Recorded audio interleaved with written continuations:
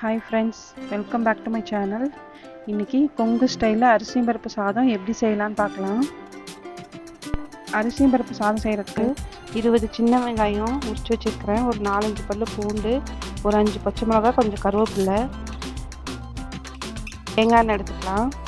அப்புறம் மிளகாத்தூள், அப்புறம் அரிசி, ஒரு 2 டம்ளர் அரிசி, ஒரு அரை டம்ளர் பருப்பு எடுத்து ஊற வச்சு வச்சுருக்கிறேன். அப்புறம் கொஞ்சம் ஜீரகம், கடுகு, நெய், அப்புறம் தேவையான அளவு உப்பு. அடுப்பில் குக்கர் வச்சுக்கிட்டு தேங்காய் எண்ணெய் ஊற்றிக்கலாம். எண்ணெய் காயட்டும். எண்ணெய் காஞ்சதுக்கப்புறம் ஒரு அரை ஸ்பூன் கடுகு போட்டுக்கலாம். கடுகு பொரியட்டும். கடுகு பொரிஞ்சதும் நம்ம இந்த சின்ன வெங்காயம், பச்சை மிளகா, கருவேப்பிலை, பூண்டு எல்லாம் வச்சுருக்கோம்ல, அது எல்லாத்தையும் ஒட்டாவே போட்டுக்கலாம். போட்டுட்டு வதக்கி விட்டுக்கலாம். ரொம்ப ஃபுல்லாக வதங்கணும் இல்லை, லைட்டாக வதங்கினாவே போதும்.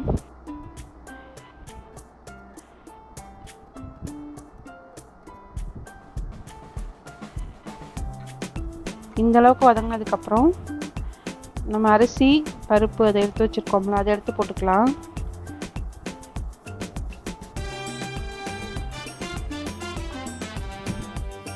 அதை எடுத்து போட்டுட்டு லைட்டாக வதக்கி விட்டுக்கலாம்.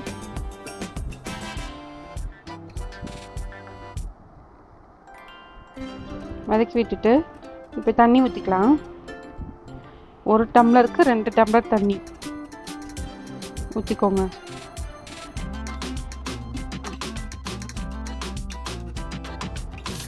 ஒரு சின்ன டீஸ்பூன் மஞ்சள்தூள் போட்டுக்கலாம்.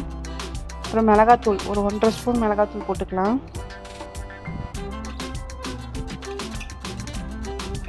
கலக்கி விட்டுருங்க. அப்புறம் தேவையான அளவு உப்பு போட்டுக்கலாம்.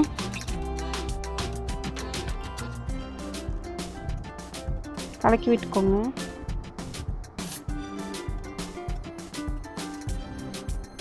இப்போ ஜீரகம் போட்டுக்கலாம். ஒரு அரை ஸ்பூன் ஜீரகம்.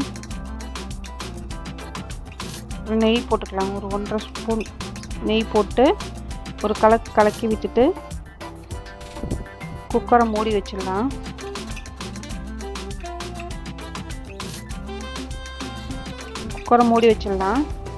குக்கரை மூடி வச்சுட்டு ஒரு 3 விசில் விட்டு எடுத்துக்கலாம். இப்போ 3 விசில் வந்துருச்சு. 3 விசில் வந்துருச்சு. ப்ரெஷர் போனதுக்கப்புறம் பார்க்கலாம். அவ்வளோதாங்க, சூப்பரான கொங்கு ஸ்டைலில் அரிசி பருப்பு சாதம் ரெடி ஆயிடுச்சு.